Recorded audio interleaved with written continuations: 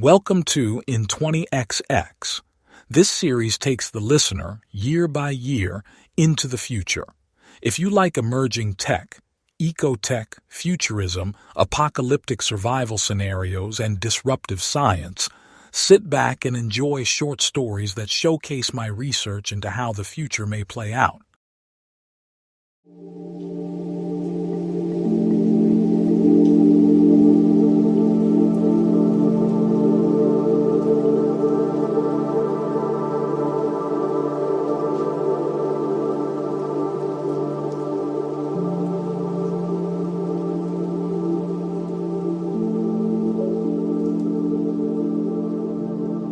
Above a crevasse where two cliffs run side by side, winds reach Cat 7 speeds, up to 250 kilometers an hour. For a year, this storm has carried objects, dirt, and clouds of dust. A few meters into the crevasse, wind speeds drop. Lower down, gusts reach traditional hurricane speeds, averaging 130 kilometers an hour. 30 meters down between the cliffs, 10 buried buildings connected by tunnels house 20 adults and 25 children. The world storm continually drops dust and debris, and it builds up over the buried habitat. Birds, rodents, reptiles, snakes, and insects find their way into the habitat night and day. In Building 5, 3 mice walk around on the floor under lab equipment, sniffing. The long interior made of prefab material still looks fresh, even as centipedes crawl up the walls. Dust oversaturates the air, collects on surfaces, and gives the overhead Brit lights halos. An adult femme sits next to a 7-year-old who lies on a med cot. The femme, Kahlo, has suffered a slowing of energy after her nucleus ran out. Time has slowed to an unbearable crawl, and she needs to mentally prod herself to complete every task. Even her normally springy hair has lost life and hangs like swamp moss. The child, Jeremy, has been twitching and complaining of pains. Cords and wires from sensors on his body lead to a portable medbot. Its readings show up in Kahlo's AR. They wear respirators. An owl lands on some lab equipment next to them and looks down. Kahlo says, "Jeremy, the owl just landed near you. Do you see the owl?" Jeremy moans but doesn't open his eyes. The owl cleans its feathers for a minute, then looks over at her. The background noise of the storm changes. Jeremy's eyes flicker open. She gasps when a puddle spreads across the floor. Jeremy spasms all over. Through clenched teeth, he says, "What is it?" She pats his forehead with a towelette. "It's nothing." When thunder claps, the walls shake, releasing dust. Down a hand-dug tunnel coming off Building 1, Daisuke and Marley untangle cable. They also wear respirators. Everyone must wear 3D printed respirators. The end of the tunnel elbows upward and leads to an opening to the outside world. A few big drops fall through the opening and hit the parched dirt, then a torrent of water falls into the tunnel. Daisuke and Marley are washed back. Debris in the water hit them. They scramble to their feet. Daisuke kicks a sharp branch before it hits Marley. "Watch out!" The water rises to their hips as they retreat to Building 1. In the large room, a wave hits the floor, pushing furniture and equipment across the room. Pigeons take flight. Some hit walls. A head of a gopher pops up as it swims across the room. In Building 5, Kahlo holds Jeremy up as water rises. Water pours through air holes in the ceiling. Waves slosh around the room, knocking over gene engineering equipment. An incubation cabinet falls over and strikes Kahlo. She wavers but stays upright as pain in her shoulder spreads down her arm. The water rises in all the rooms and tunnels. Shouts and cries echo through the passages. People swim to keep heads above water. Their legs kick belongings. A swimming dog-goat hybrid kicks a femme as it desperately tries to keep its head above water. A snake bites a boy's foot as it drowns. The next night, the water is drained, leaving a layer of mud and rocks on the floors. Fortunately, everyone has survived, but equipment has been destroyed. The quantum computer is beyond repair. 2 pairs of AR glasses were broken, so now Mercedes and Blinda are without AR, mud cakes, pieces of aquaponics, and food brew systems. The heat doesn't rise to the levels it reaches above ground, but in the year the group has been stuck here, siestas have expanded to sleeping during the day and waking at 5 in the evening. Now everyone sleeps during the day, and midnight marks the middle of the waking period. Underground, there's no daylight to miss. When 5 rolls around, Link chimes people awake. Kahlo climbs off a silt-coated bunk, puts on some shoes, and walks through the mud that clings to her shoes. Walking through the tunnels, she passes a pile of Luton bots lying in a heap. All their batteries have been used to fuel food production, leaving them inoperative. She enters Building 5 where Tanya, Jeremy's mom, sits next to the cot Jeremy lies on. Tanya doesn't look up, shrouded in gloom. Brit lights that use ambient radio waves to charge, switch on and light the room at quarter light. That is how bright they can shine in order to last through the night. When the net was still up and sending out more radio waves, Brit lights at full brightness settings could last a whole wake cycle. Kahlo steps quietly as she approaches. "How is he?" Jeremy's eyelids flutter and muscles all over his body spasm. Tanya says, "I think he's better. The medbot isn't working." Kahlo takes a plastic bag from her pocket, pulls out a mycelium filter disc, and replaces the disc in Jeremy's respirator. On the other side of the room, Trey hunkers over the disassembled medbot. "I'm cleaning and tuning it now." He leans into an open cabinet on the bot and works a tiny brush back and forth. Children's voices carry through the tunnels. Some children shove poles up air passage holes to clear them, while others pick dead animals off the floor and place them in bags. As Kahlo uses a shovel to scoop mud off the floor and into a wagon, 2 kids come in carrying poles. One boy picks up a dead snake by its tail to see how long it is. He says, "The animals who find their way into our tunnels are some of the last animals alive, so isn't it wrong to kill them?" The other child says, "All over the land, animals are finding places to shelter. I think it's okay we kill the animals who come here." Kahlo never had children, and these kids constantly surprise her with how smart they are. She and the peers she grew up with never thought on levels that these kids think on. They're the post-retrofit generation, children born as the wave of automation took all jobs. AI doctors who consulted people wanting to have kids promised that gene selecting and germline editing would bring children smart enough to get jobs, or at least fare better in a time where machines were outsmarting humans. Before the retrofit, parents chose less aggressive gene improvements that brought about taller, disease-resistant, attractive offspring. After the retrofit, parents went for DNA choices that would give them innovative, adaptive, fast-learning, leader-type children. After clearing the air holes in the ceiling, the 2 children pick up items and place them back exactly where they were before the flood. Kahlo feels jealous. Before her Nuplus ran out, that was something she could do. Well, when the world storm hit the planet, it was humans, not machines, who sprang into action and rapidly adopted to new rules in a new game of survival, so at least we humans have that going for us. Why hasn't Daisuke come to see how she's doing? Has he lost interest in her now that she isn't bouncing around with Nuplus plans all the time? Was it just her on Nuplus that he fell for? He's a kind soul, but does he miss the brainstorm journeys they used to go on together? The Nuplus Kahlo bounced off people without a care. Non-Nuplus Kahlo feels hurt and needs reassurance from Daisuke. She wishes not to feel this way. With tears hitting her hands, she shovels the clingy mud.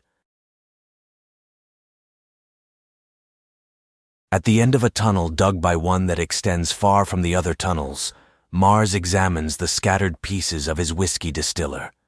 He pushes the boiling chamber aside and rolls over the cooling barrel. On the other side of the barrel, a sharp stone has cut a gash. He picks it up and throws it. "For Grok's sake!" It bounces and rolls down the mud floor. He pulls at his knotted hair. "I may as well die now. We're finished."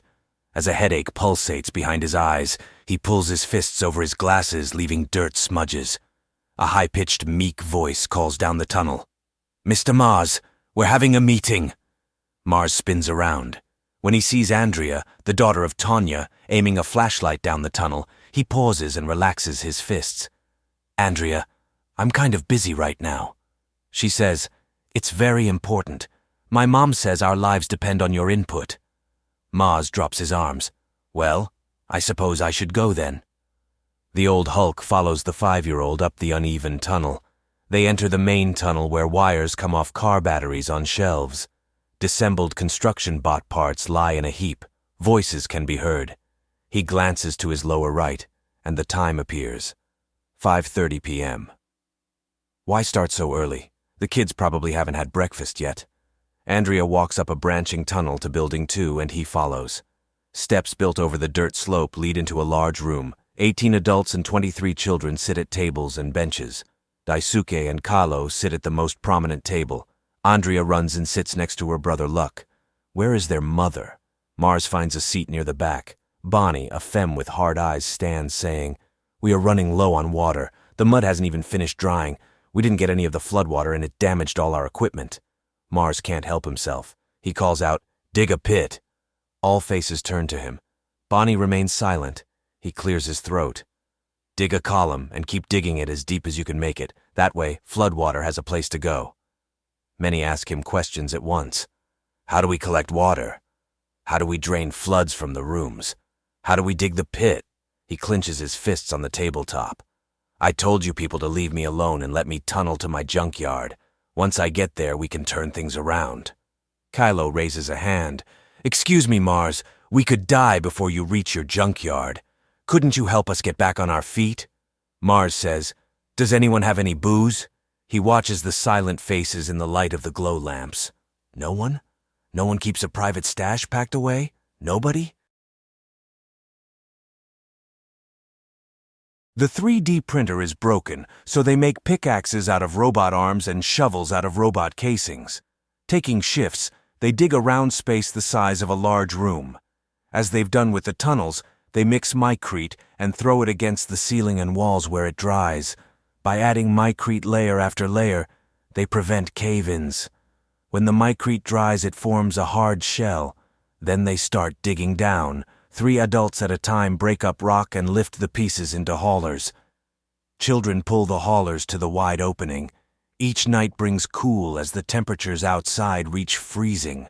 For about an hour, the temperature in the underground dips down to 24 degrees Celsius. In other words, moderate. One group digs from 5 p.m. to 1 a.m. The second works from 1 to 9 a.m.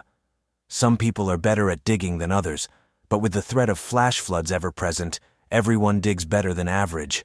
On days Trinidad isn't scheduled to dig, she intercepts the larger stones children haul through the central tunnel, chisels them into rectangular shapes, and places them against the walls. While she builds fitted stone walls, her 2 children sit and listen to her talk about the world before as an impromptu schooling. The world is very big. We had countries. Those are giant populations living on clearly defined land areas. Her youngest says, "Were those economies?" The stone she places doesn't quite fit, so she flips it over and chisels it. Yes, but not just economies. Countries had laws and customs and... Trey walks down the tunnel carrying a part of a gene fabricating machine. "Pretty walls aren't going to save us from dehydration," she says. "If I'm going to be stuck down here the rest of my life, I want this place to be a little more homey." When her shift comes up to dig the pit, she digs as vigorously as the rest and is back working on her stone walls the next day. The next time Trey walks through, he says, "I have to admit, your project cheers me up." The tunnel they call the opening branches off from the main tunnel. It ends with a turn upward that opens to the outside. Everything from the size of a dust particle to a kitchen cabinet falls through the hole and must be cleared or the opening will fill in. Near the opening, winds and extreme temperatures persist, and people who've stood where they can look at the outside above have felt the winds want to pull them off the ground. Here's where Mars builds the rail catapult that launches dirt and stone out. A platform on wheels can be wound back on tracks, stretching a rope made of elastic material salvaged from the joints of robots. When the platform is released, it shoots along the track that curves upward. The platform stops at the end of the track, throwing its load. The catapult makes clearing out material much easier. Someone can turn a crank to pull the platform to the starting point, place a load on the platform, and then pull a lever to release it. It shoots along the track, forward and up, and bangs to a stop, sending material flying into the tornado-strength winds. The first few times the catapult is tested, Trey says, "Wow, it friggin' works, Mars." Mars shakes his head and says, "I just want to get back to digging my tunnel to the junkyard." In Building 8, Bonnie, her 2 kids, and Billie Jean clean out parts of the aquaponics system. Billie Jean sits on the floor cleaning a pump she's opened up. Bonnie pulls apart tubes and places matching pieces in piles. Her kids sit at a table wiping out tubes with old shirts. Though the floor has dried, the humid air smells dank, even through respirator filters. The wind outside wails like a 50-lane speedway. The liquid sunlight machine ticks away. It makes juice used to grow plants without the need for sunlight or grow lamps. Next to the liquid sunlight machine, 2 more sit out of commission, crusted with dirt. Bonnie says, "What do you miss about the internet?" Billy looks up. "HM?" Avery, the 7-year-old, says, "Mom, I'm hungry. Rationing sucks." Bonnie says, "We all are." Billy says, "I used to change people's genders in my point of view. I'd see manly men as femmes and femi-femmes as bearded men. In AR, of course." Bonnie says, "You can do that? I mean, you could do that?" Kodak, the 6-year-old, says, "I have one. Which are you, robots, or robots should act human?" Billy shifts around on the floor. "You mean have emotions? Only if the emotions are real." Bonnie says, "I like them to have a little personality." Avery says, "I miss school." Bonnie looks at him and nods emphatically. The liquid sunlight machine starts beeping and a red light comes on. Billy says, "What's that?" Bonnie says, "The battery's low." Everyone exchanges worried glances. Billy says, "Wasn't that the last one?" Though people can sleep in hammocks and cots in the buildings, many sleep in narrow, person-sized cavities, branching off from the tunnels. In one of these, Marley tries to sleep. He can feel the packed dirt close around him, but in the darkness, he can't see it. When the temperature rises, the surrounding dirt feels cool. He never feels 100% comfortable, but at least he isn't exposed to the raging temperature fluctuations outside. It turns out, microbes thrive in the heat and air moisture in the habitat, but the colony ran out of a probiotic spray that kept harmful microbes at bay. Rashes break out all over his skin, his eyes itch, and his nose runs. Using all his willpower, he makes himself not scratch. Everything is upside down. Noon is midnight. His sleepless nights grow worse, not better. The enemy is the good guy. His giving up everything to protect humanity now feels like treason.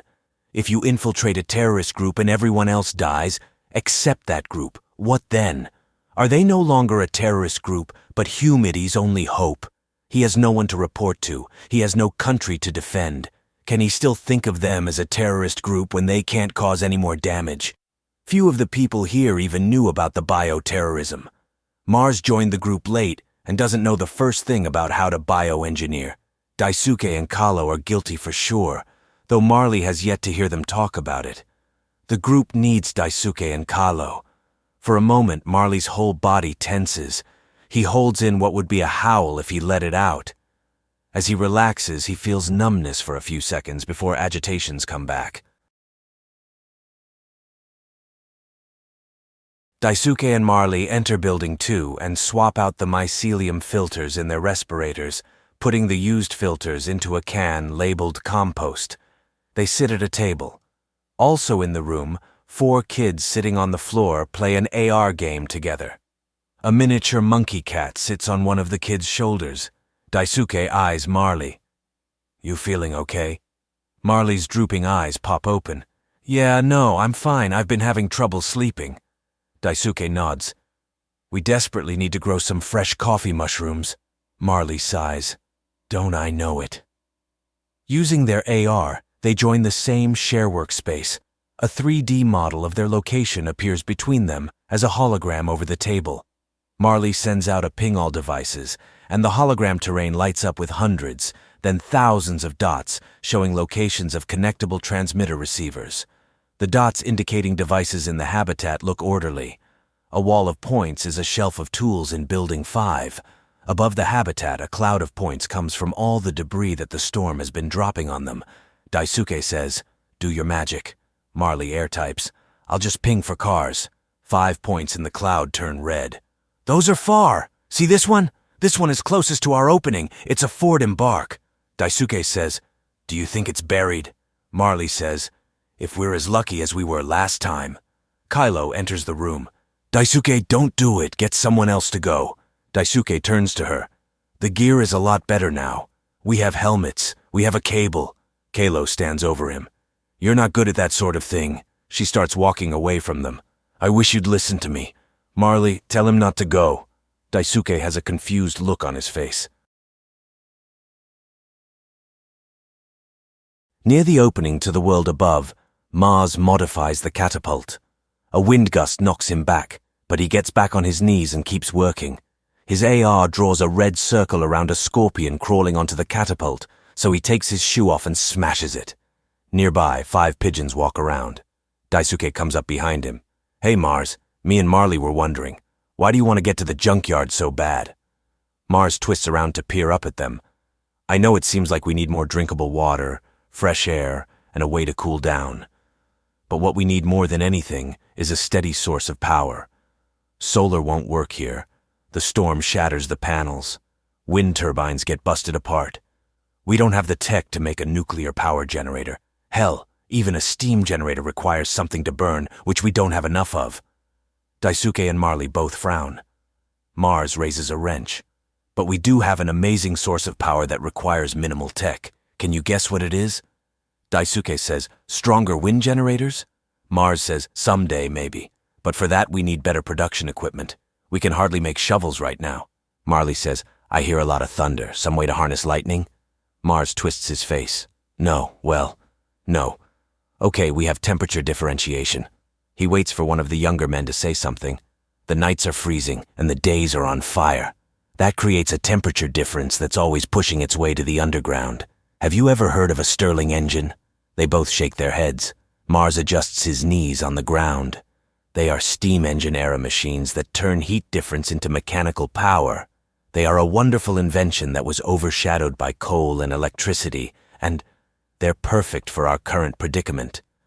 Daisuke says, and you have what you need to build them in the junkyard? Mars says, yes, and they'll provide us with plenty of power. If we have power, we can purify water, filter the air, and cool the air. Daisuke says, we also need power to make liquid sunlight to grow our food. I might join you digging that tunnel. Right now, Marley and I need to go get more car batteries to keep things running. Mars' default solemn face returns. Be careful out there. Daisuke walks over to the cables, harnesses, and body armor and starts to suit up. Marley says, that makes sense, but it's nice to see you come out of hiding. We sure are lucky to have you here. You saved our lives more than once. Mars frowns and turns away. Marley joins Daisuke in putting on armor made mostly from shells pulled off robots. He asks Daisuke, ready to do this? Wearing a dirt bike helmet, Daisuke says, I'll do my best. Marley resists the urge to laugh. Instead, he nods knowingly. Milo, a child, runs up to Mars and holds out a dirty bag. Can you launch this bag of dead rodents with your catapult? Mars sets a wrench down. What do you normally do with vermin? Milo says, we usually come here and throw the bags as high as we can until the winds blow them away. But that's getting harder because the surface is higher. He drops the bag and runs toward the birds, scattering them. Mars says, leave the birds be. Char, a femme in a long apron, comes rushing down the tunnel. Hey, wait up! She calls out, slightly out of breath. Don't chuck that bag just yet, I can use it. Milo pauses and turns, eyebrow raised. Oh yeah, what for? We're gonna toss him in a brew tank, Char explains, gesturing vaguely. Milo's forehead wrinkles in confusion. Wait, are we gonna eat that? Char shrugs, a hint of resignation in her voice. The aquaponics harvest was destroyed. Gotta feed the yeast something, right? Milo's face scrunches up, looking queasy. Ugh, so what's the end product gonna be? Kylo's got a yeast strain that makes an all-in-one meal thing. She calls it blueberry meal. Milo hesitates for a moment, then brings the bag to Char. Well, I guess that's better than turning it into milk or cheese, he says with a shudder. All suited up, Daisuke follows Marley as he climbs up toward the opening. They both carry coils of cable on their backs and leave behind trailing cable that are anchored inside the tunnel. Winds knock them around more violently the higher they climb. Char calls up to them, "Good luck," trying to sound positive. The two men climb up the opening. grabbing onto rocks and pieces of debris as they get higher. A log, the door of a house, and the leg of a horse are just some of the things Daisuke holds onto.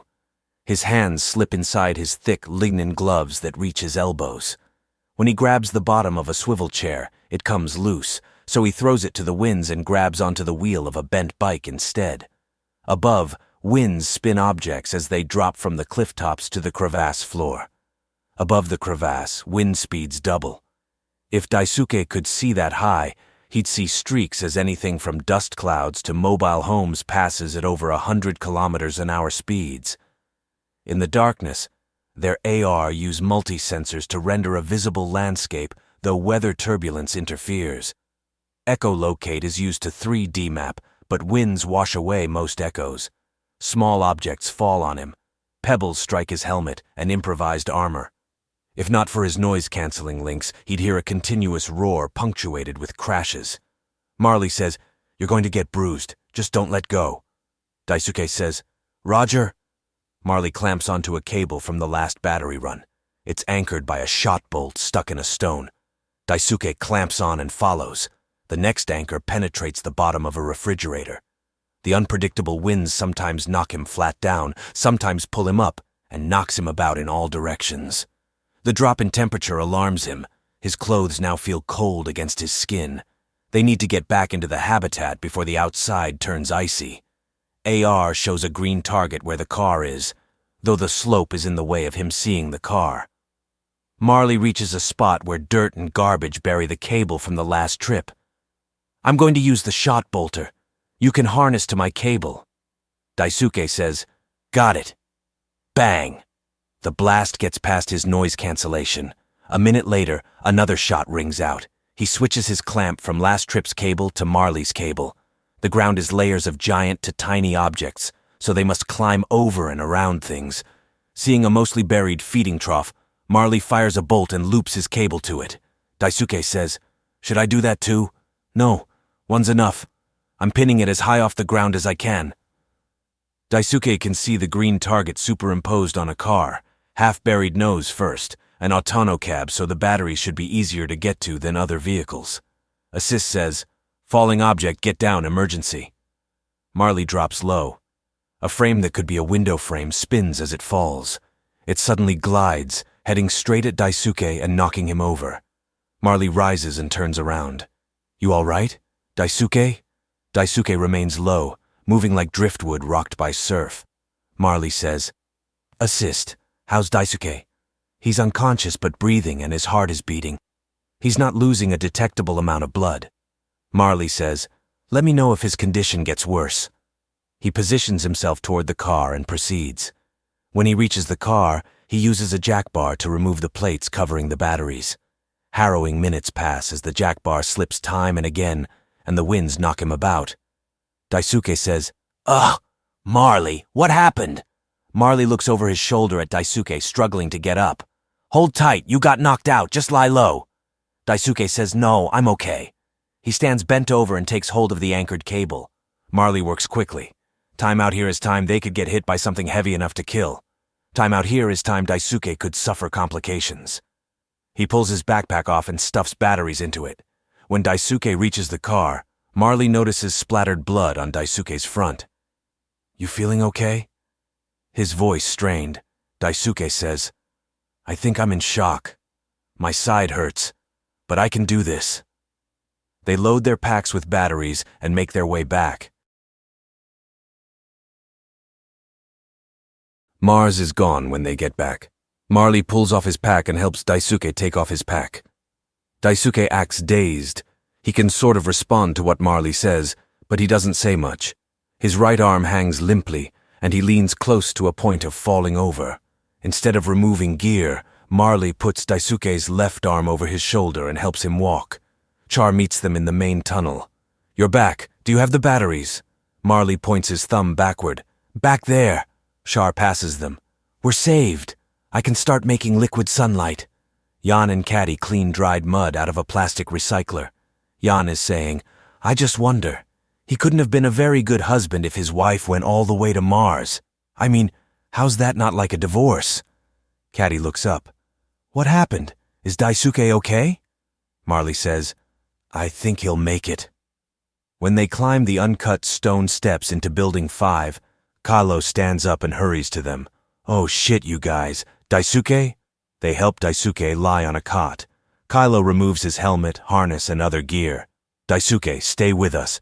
Don't close your eyes. Can we hook up a battery to the medbot just to check he's okay?" Marley heads for the tunnel. "I'll get a battery." Much of the mud from the flood has been removed, and the habitat looks nicer. The children run about the habitat, checking traps and killing vermin with sticks. They collect their kills in sacks. Over group call, Shar says, "Everyone who's collecting animals, the tank is ready. I'm closing it in half an hour." Kids come into the food building and walk past the many tall tanks. Shar stands on a rolling platform next to a tank with an open top. "Over here, peeps. Let's see what you've got." Kodak, age 6, ascends the stairs and holds out 2 bags. Wearing gloves, Shar opens the first bag, moves its contents around, inspecting, and dumps the contents into the tank. She repeats this with each bag the kids bring her. When a centipede climbs up the inside of the tank and onto the rim, Shar flicks it back in. 5-year-old Josh watches curiously as she pours water from a plastic jug into the tank. "What's that?" he asks as she opens a flat dish and scrapes a gooey substance into the tank. "These are tiny creatures that'll eat everything in here and turn it into blueberry-flavored food." Josh's eyes widen. "Did you put real blueberries in there?" She shakes her head, smiling. "Nope.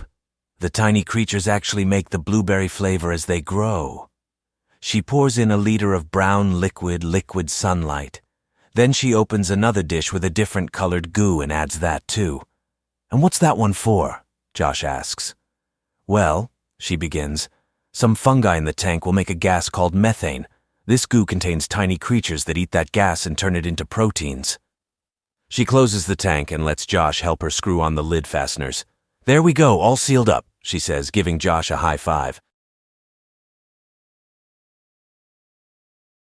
Daisuke wakes up to a headache, numb arm, and throbbing pain in his side. Kylo sits next to his cot. He says, "What time is it?" Kylo turns to him and the light leaking from behind her glasses shuts off. "It's late, or almost midday, I guess I could say. How do you feel?" "Not so good." She takes a bottle off a nearby table. "I can give you pain meds. The medbot isn't working. I had to try my hand at stitching up the gash on your back. I'm more worried that you may have a concussion." He looks around. 2 kids lie on other cots. "What happened to them?" Kylo says, "I don't know. It's not fungus related. They both tremble, but not from cold or fever. Their blood samples are normal." He shuts his eyes and wishes for the throbbing pain to go away. Blenda, Denny, and Yane dig the pit. They call the pit the well now because it's 2 stories deep. The digging goes fast. 2 use pickaxes and 1 uses a shovel. Meanwhile, Billy and Marglo dig narrow post holes horizontally into the wall 3 meters above the lowest point in the well. They push beams made of salvaged items tied together into the holes and fill the holes with micrete. When the micrete dries, they'll build a platform on top of the beams. It will be the 3rd platform. The highest platform is level with the main habitat tunnels. Others come with plastic barrel packs, fill them with dirt and rock, climb a ladder to platform 2, and climb another ladder resting on platform 2 up to platform 1. Blenda removes her glasses and wipes her forehead with her sleeve. "Do you think everyone will be okay with me sleeping down here? No one digs between 9 and 5. Denny says, "I don't see why not, but you'll be woken when the 5 p.m. shift arrives." She puts her glasses back on. "That's okay. The temperature is definitely cooler down here." As they hit larger rocks, their progress slows. They spend most of their time loosening and leveraging up large rocks. People have trouble lifting the larger stones out of the well. Someone calls Mars, and he puts together a carb cable and pulley hoist system. He shows the carriers how to tie a stone, hook it to the hoist, and how 1 adult or 2 kids can lift the stones by pulling at the top. As the first stone rises by hoist, everyone on the well floor avoids working directly underneath it. Mars offhandedly says, If we rub clay into the walls, we could retain floodwater. Denny asks, what are they doing with those stones? 5-year-old Luck, who fills a barrel with dirt, says, we take them to the catapult and load one stone at a time. Denny says, I hope they don't break the catapult. In Building 8, Ginia opens a canister on both ends and pushes out a fungus growth packed with intertwined mycelium fibers. She puts the mass on a board and pulls down a group of blades connected by a hinge to the board, slicing the mass into thin mycelium discs. She puts the discs on a tray labeled respirator filters. Meanwhile, Char pulls the lid off the brew tank she sealed a few days ago. Even through her respirator, she can smell blueberry. Lifting a tub near the tank opening, she spoons portions of blueberry meal into it. She fills 4 more tubs. 2/3 down, the texture, color, and smell of the contents change. She takes her respirator off and leans into the tank, detecting a faint marsh-like smell. She stirs, and the contents break apart into a semi-gelatinous beige mixture containing many rodent bones. A less experienced brewmaster would gag at this point, but not her. This she'll put in a barrel and add to the septic tank where the water will be reclaimed, and the remaining sludge will go toward making plant fertilizer. Several days later, when it's their turn to dig again, Blenda, Denny, and Yane return to the well. They climb down the ladders from one platform to the next. Brit-light lamps hang under each platform. One light flickers, so Yan turns the finger crank on it to wind it. They take a ladder to platform 4 and another ladder to the bottom of the well. Jan hands them each a small jar. Here, Kalo gave these to me. Microbe eaters. Cheered up, Denny takes a jar, puts the jar under his shirt, and sprays himself. Blenda takes hers. You couldn't give me a better gift. Does this mean we can work without our respirators? Denny sprays down his pants. It's too dusty. Blenda sprays the air in front of her. The air turns from musty-smelling to smelling like a forest as microbes in the spray feast on the overpopulation of wild microbes. One spray can remove nearly all harmful bacteria, viruses, mold spores, dust mites, volatile organic compounds, fine particulate matter, toxins, and micro-waste in a room in an hour. The spray is also probiotic and can be consumed by people. Blenda lifts the bottom of her shirt and sprays under it. I'm so ready for these rashes to go away. Denny says, they're running a cell editor? We can't make a jackhammer out of the robot parts, but they can run a cell editor? Yane says, a jackhammer would burn through a battery in hours. A cell editor runs on 2.5 volts. Once she engineers a new culture, she can turn the editor off and grow the new cells, which takes no battery power. Denny says, I know that. I was splicing plants when you were drifting. He takes a tray from his pocket, opens the lid, takes out what looks like a brownie, and takes a bite. The smell of blueberry joins the smell of forest. I think I can taste rat in this. Yane and Blenda nod.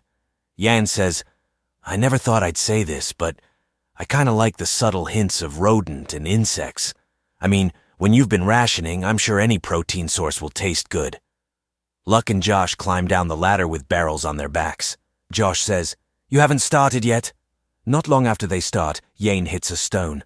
As he uncovers it, the exposed top surface grows wider and wider. Hey, Blenda, this stone is wide enough for you to sleep on. Blenda says, pass. An hour of digging reveals a boulder the size of a car, at least on the top. It could turn out to be even bigger. Denny says, I don't know, peeps. Does this mean we've reached as low as we can dig? Kalo walks around handing out packets of body goo. She hesitates at the opening to Mars' uneven tunnel. Using group call, she says, Mars, where are you? He says, I'm in my tunnel. She considers leaving a packet for him at the opening, but heads down the tunnel instead. He never tried to make a flat floor, so she must watch her step. She places a hand on the wall to steady herself, and rocks come loose. The last time she came down here, it didn't go this far. After minutes, she finds him shoveling dirt into a wagon. He knows she's there, but keeps working. Holding out a packet, she says, Here. He turns with a shovel full of dirt. What is it? I call it body goo. Rub it all over your body and it'll release oxygen. The oxygen will carry heat away from your body, so it'll cool you. Our sweat isn't cooling us in this humidity, but this stuff works better than sweat. He twists up his face and says, "Well, it sounds like it can work." He puts the packet in his pocket and grunts as she leaves. That night on a smart particle mat, he can't sleep, so he searches in the dark for his shirt and finds the packet in the pocket. He opens the zip seal and begins rubbing the goo all over himself. Once done, he lies flat and waits. In a few minutes, he does feel cooler. I'll be damned. These gene engineers have a lot of tricks. I wish we had them on the Mars Colony 1 team. As the three climb the stairs in the well to start their shift, Blenda says, "Are you wearing your body goo?" "Yes." "Damn right I am." Blenda reaches the bottom of one ladder and steps across the platform to the next ladder.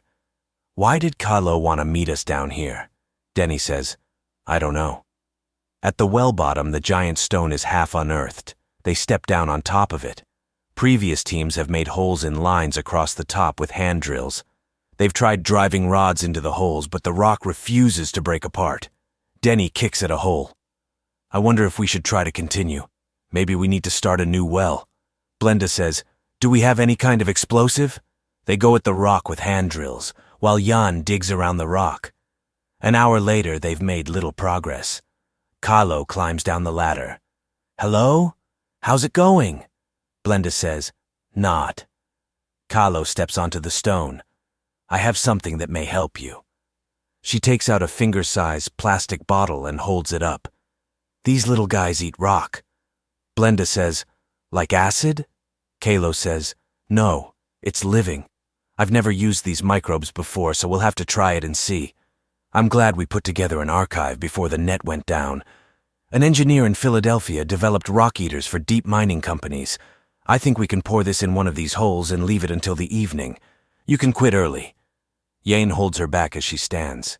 "You could have come earlier." Denny says, "Is it hazardous? Do we need to clear the area?" Carlo kneels and uncaps the bottle. "No, these microbes leave organics alone."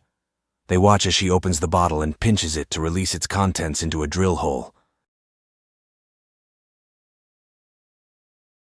The next day, Carlo climbs down into the well with Marley, Caddy, and Trinidad. The rock looks exactly as it did the day before. Trinidad says, "Oh, it didn't work." Carlo says, "Wait." She picks up a pickaxe and brings it down. The stone crumbles where the blade comes down. "Be careful. We don't want the stone to crumble under our feet." In minutes, they break the stone apart. It has the texture of dry, stale bread and crumbles into coarse dust. The part of the stone that didn't spall breaks into chunks when they strike it with pickaxes. Everyone gets giddy. "Ah, look at us. We are so mighty we can crush stones like they're nothing." No longer resting on the stone, the ladder hangs from the platform. Caddy holds it for Carlo so she can climb up. Trinidad calls up to her, "Better living through microbes. Can you make microbes that'll make us new clothes? I'm tired of wearing these rags." 2 children die of the neurological disease with no clear origin, shaking the small community. As each person finds out, they put down their work and head to the canteen. Carlo, her voice heavy with concern, updates the group. 3 more children are showing symptoms. They're in the medical bay now, resting on cots. It's mostly tremors and pain so far. In a corner, the mothers of the 2 kids who just passed, Tanya and Bonnie, sit close. Others approach them gently, offering hugs and condolences. The 2 mothers accept the support, saying little, expressions hanging, eyes distant. Fear affects everyone as they wonder what this unknown illness has in store. Mars climbs the steps and enters in a rush. "I've done it! I reached the junkyard!" The others look at him silently. He glares at them with bloodshot eyes. "Do you understand what this means? We can upgrade. We can salvage batteries without killing ourselves going outside. This is good news." Carlo says, "That's great news. Why don't you take the kids to show them?" Mars sways back and forth. Okay, yes, come on kiddos, let's go see the junkyard." With a Brit-light lantern held ahead of him, he leads them down a narrow and crooked tunnel. They climb up slopes, down slopes and take curve left and right. "Why so quiet, kids?" Andrea near the front says, "Jeremy and Avery have died." Mars says, "Oh my, oh no." The junkyard is buried under tons of dirt, rock, and debris. At the end of the fresh tunnel, the kids can see hung glow lamps lighting walls of robot, computer, and machine parts. With a tone like he's apologizing, Mars says, "Of course, my first objective is to make Stirling engines. We'll need to dig spaces to begin sorting through what we take out of the junkyard." He watches Andrea as tears stream down her face.